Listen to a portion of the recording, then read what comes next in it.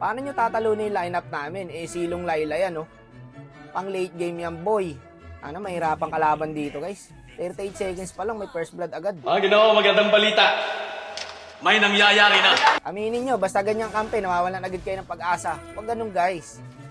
Tiwala lang sa kampe. Okay lang yan. Early pa lang naman eh. Ang usapan naman, late game. Alam nyo naman, nakakatakot ang Layla boy tsaka Silong pag lumate game yan.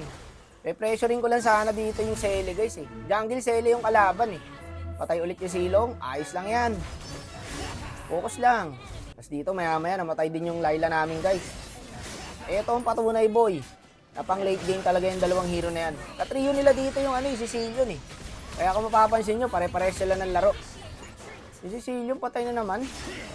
Nakabuhay lang nun ah. Lamang kami sana dito eh. Pahirap ako to Sele, guys, kung may kasama lang ako eh.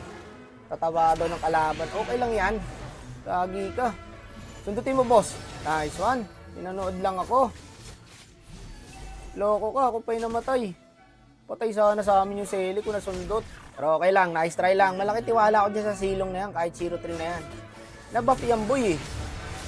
Pag naka-item yan, pahawakin mo na 5 item yan. Babakbakin niya lahat yan, guys. Tignan nyo mamaya. Itong problema sa Elcurt, pag pumasok ka, wala nang pang-out. Si Sicilian, di umalis sa mid, no? Brawl mode yarn. 0-4 na. Okay lang. Kampante yung kalaban. Akala nila panalo na sila dito eh. Ina-underestimate nyo ang Silong Layla. Tignan nyo mamaya pag naka-item yung dalawa na yan, guys.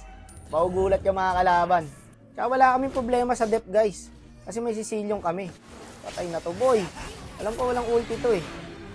Asang mahirap kasi dito, ang taba na nung Mincy. Nahirapan yung Freya sa Mincy, guys, no? Nasakit kasi na Mincy ngayon, boy. Habol talaga siya, oh. Patay sa akin to. Walang flicker to eh. Layla, pre. Oh, kahit pa para sumasakit kay Layla, oh. Diba? Walang damage. Konti na lang, guys. Lock item na yung dalawa. 1-5-1-4-0-7. Kahit ako, napid na rin. Ang ganda na standing ko kanina eh. Hindi kasi talaga pwedeng hindi ka mapid dito, guys. Siguro kung nasa 3 kami ng itlog, yung 3 kampe namin, bugok. Pero okay lang, sabi ko nga, tiwala lang, boy. Okay lang yan, ibigay nyo lang yan. First Lord pa lang naman yan eh. Basic lang i-dep yan, boy. O, back na, kalma lang. Ay, loko ka, kanina pa ako tinatamaan nito ah. Patay sa Layla to, sakit na yun. O, konti na lang, pre. Konti na lang, mambubura na yan. Putik na yan, no? Napid na rin ako. Ay, napapansin nyo ba yung damage na Layla, guys? Tignan nyo yung damage na Layla, pati ng Silong. Ubos sa Freya to. Hindi gumalaw yung Freya. Hindi pinalakad, boy. Dalawa na lang, Silong Layla, kaya to. Eto na yung sinasabi ko, boy. Pag late game na, kung hindi tinamaan ng pana, tinamaan lang eh. Walang niya kayong dalawa. Akala ko pa naman makaka-late game kayo, hindi pala.